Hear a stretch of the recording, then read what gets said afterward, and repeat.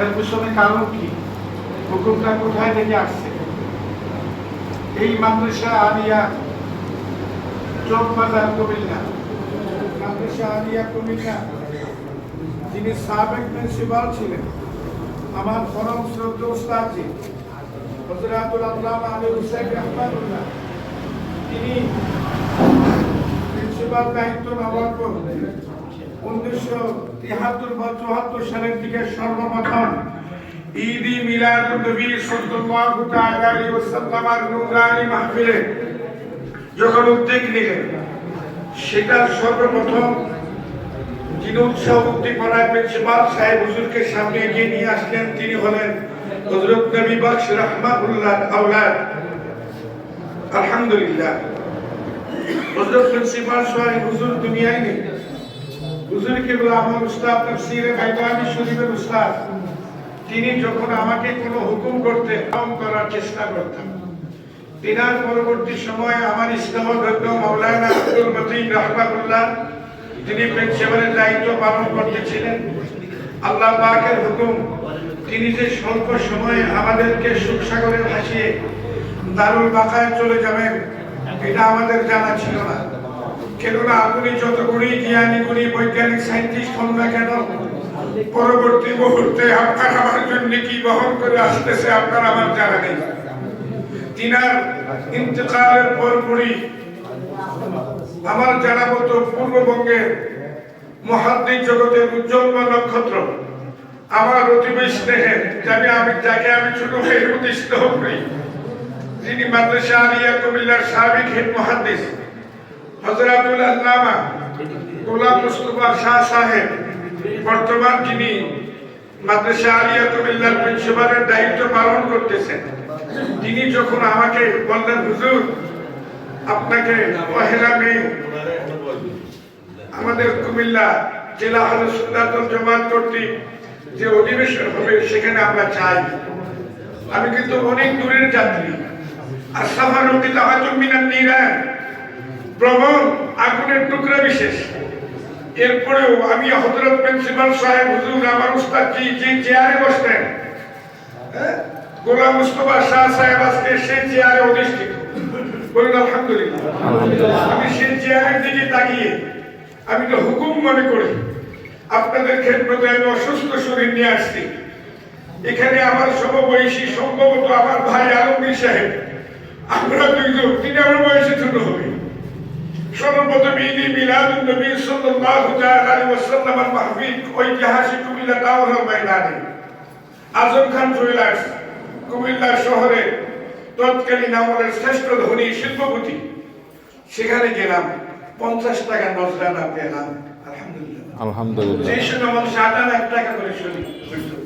আমার অতি বিস্তার মাওলানা ওলি আহমদ বাহিরা, মাওলানা ইফতিকার কাজী ইফতিকার জামান, আমরা তিনজন কুমিল্লা শহরে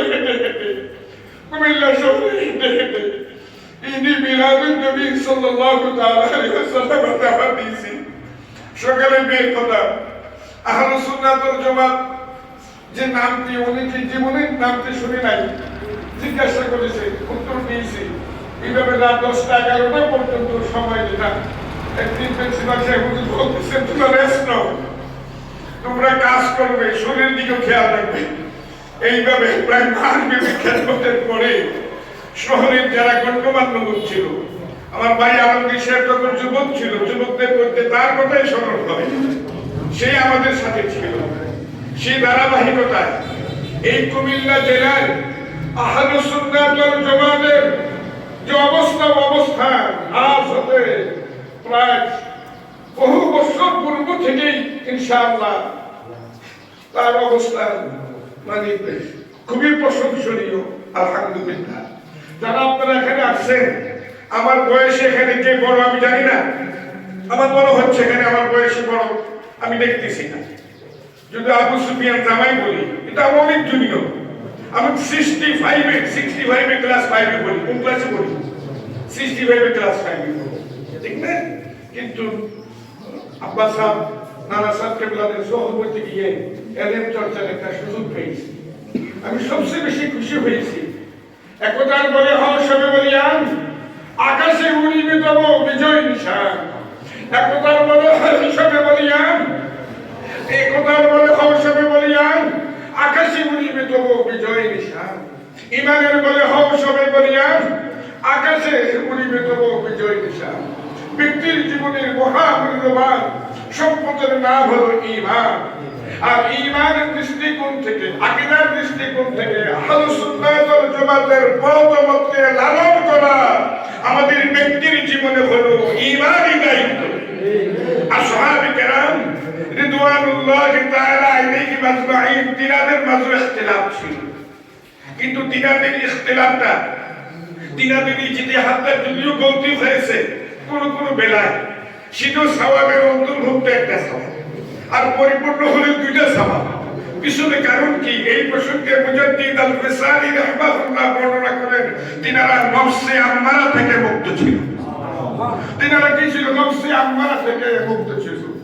আজকাল এই মিটিং এ আমাদের মৌলিক দিক দর্শন হবে, আমাদের মূল টার্গেট হবে পীর জারজার আহলুস সুন্নাহ ওয়াল জামাত সবাই, আর পীর জারজার আহলুস সুন্নাহ ওয়াল জামাত সবাই, দল জারজার আহলুস সুন্নাহ ওয়াল জামাত সবাই।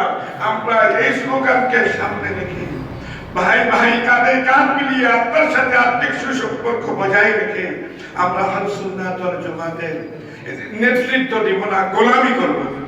আওয়াজ করে বলুন কি? গোলামি করব। নেতৃত্ব দেওয়ার মতো কোয়ালিটি এন্ড কোয়ান্টিটি আমাদের মাঝে নেই। এই নেতৃত্ব দেওয়ার